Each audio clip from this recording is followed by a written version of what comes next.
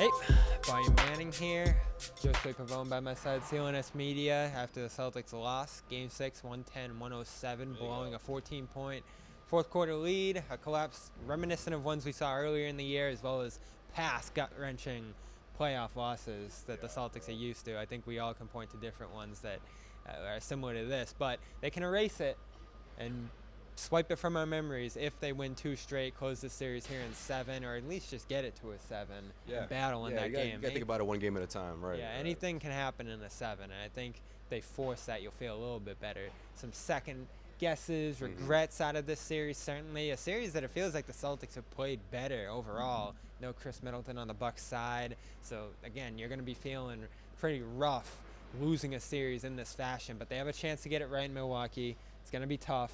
Offensive rebounding rough on this team right now. Robert Williams, who knows what his availability is going to be, but it doesn't seem great missing 2 games in a row here, and I'm sure they're not going to push him if there's issues there. Still not great answers from Ime on what's going on there, but just normal soreness, he says, following a surgery. I'm not in a great place. Seeing Giannis score 40 in 40 minutes, coming off a loss like that, guys sort of chafing at responsibility. Smart putting Tatum out there. Again, this team's been resilient.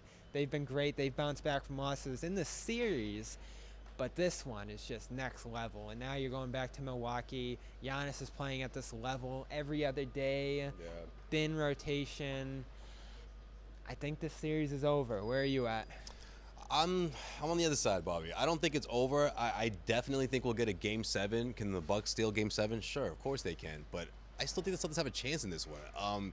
The way they respond to adversity we've seen before, and it's just something that we talked about taking it game by game for the Celtics. They take it play by play, and that's what the Celtics need to revert back to doing. That's what we saw in Game 2, which led to this blowout win, in dominating fashion, the way they were able to, especially in that first half. That's probably the best first half I've seen all year from the Celtics. So I think you'll see maybe not something that's identical as that performance, but I also think you'll see just more of a fight, more grit in terms, especially the big men.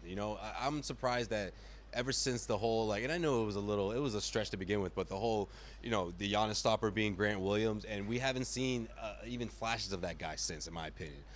He sort of reverted back to the Grant Williams we've known all year long, where I just felt like he was on the edge of reaching a new level in this postseason when the Celtics really need him the most, especially when you think about Rob's availability, when you think about the way he was moving even before when he was healthy coming off of an injury. So I can't imagine the Celtics are going to, go into this one crossing their fingers, hoping to get Rob out there and just match things up that way. They have to fight from within. They have to fight from the guys that they have.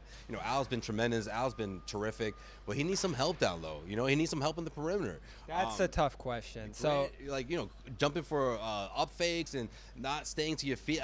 We haven't seen that Grant yet. And look, I don't mean to beat up on Grant, but we need a big performance from Grant. I mean, the Celtics, if you're Ime and the guys are like, man, we need this guy to just give us what we saw in Game 2. And I think there's a good chance that we may see some of that. But when you think about what Giannis just did and how he can really take things over in that second half, the Celtics have to really fight, because this thing can get ugly if they're not careful. Yeah, guys got to hold their ground. It's the concept of the defense, individual responsibility there. I hesitate to say, just like I said coming in this for the Bucks, don't overreact to what Horford's doing. You got to stick with how you've guarded Tatum well, and they did it again here tonight. I thought that was a good move by the Bucks, not overcompensating for Horford's Game 4. I don't think you can overcompensate for Giannis's explosion here tonight, or just his great play overall in this series, because you're holding down the Allens, the Connaughtons. He's been decent, but Portis hasn't gotten going. Holiday, great game here, but he came into this game missing 50 of 72. So I don't think you can shift what you're doing on Giannis over help. There were some good timely helps last game, but I think you still have to trust Grant, Horford to hold their ground there. And I thought Horford was solid for most of this game. Me too, just a massive burden. This comes down to the offense, and this is the biggest disappointment of this series. Tatum has never really gotten going. Brown had an explosive stretch in this third quarter that was great, and I think he's been the better player of those two in this series. We almost had this conversation after Game 4 before Horford saved them. I think we got to have it now. Giannis is shown to be that player that's in the MVP conversation, that's able to lift his team through Middleton's injury, through deficits last postseason, deficits in the series. He just makes it happen, and I thought this was another game where he made it happen. Tatum hasn't made it happen once in this series. And he did at times last series. I was gonna say, what about Game 4? I mean, that fourth quarter, that's what Off Horford's performance, though. Yeah, that's true. But look, when it comes to closing this out, I'm with you. He has to do that. It's gotta be him. It has to. Yeah, that has to happen. I think obviously Al helped a lot, in that fourth quarter. But yeah, I just think that outside of that performance, yeah, we need to see that fourth quarter Tatum again. Yeah. And it's almost fitting. He falls to, was it sixth? In the yeah. MVP race. Right outside the top 5 after I said he was 5th. But yeah, he was 6th. Devin Booker beat him out, which we expected. And then so did Luka. Luka Doncic. Yeah. So those 5 guys in front of him, they're the ones that can make it happen in a series like this. Bede didn't do it last night, but scratch him for the moment. Yeah. Jokic. He's upset about the Jokic thing. Okay, he need a couple of nights to sleep it off. So. Jokic, understand, depleted team, Right. still forced a lot of trouble in the Warriors late in that series. Giannis, we've seen what he's done here.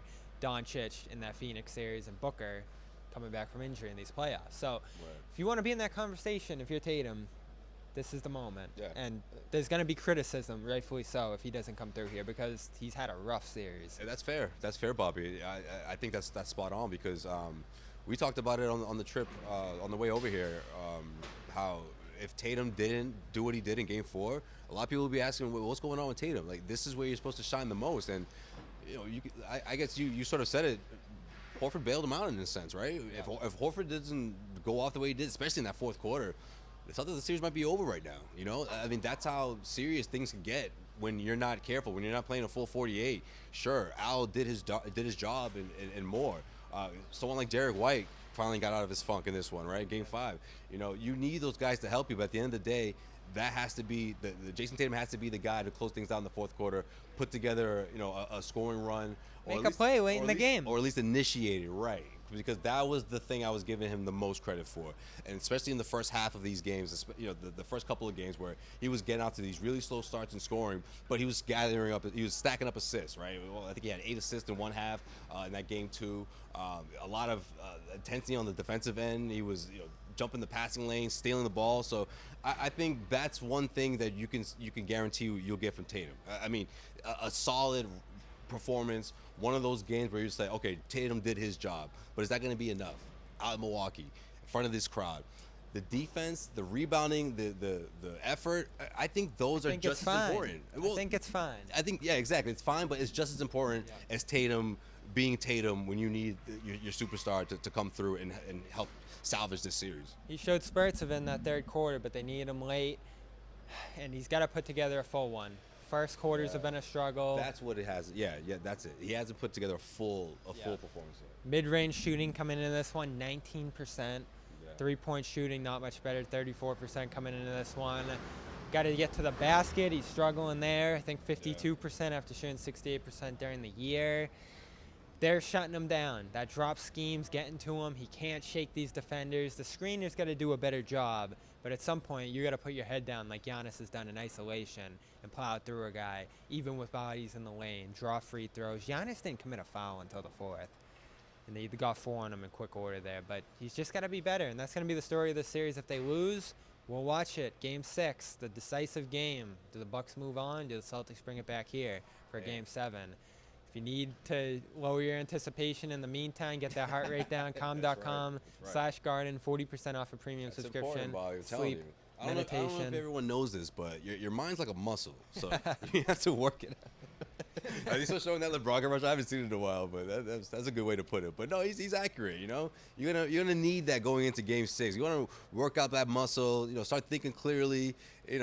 Go into Game 6 head on, ready to go without the anxiety. Calm helps you with that. All right. Celtics lose 110-107. Check out more CLNSmedia.com. Celtics All Access. We talked about the fourth quarter in our last video there. Go check that out, breaking it down play by play. And we'll be in Milwaukee for Game 6 Friday night, post-game following. Go check that out as well. For Josue Pavon, I'm Bobby Manning, live from TD Garden.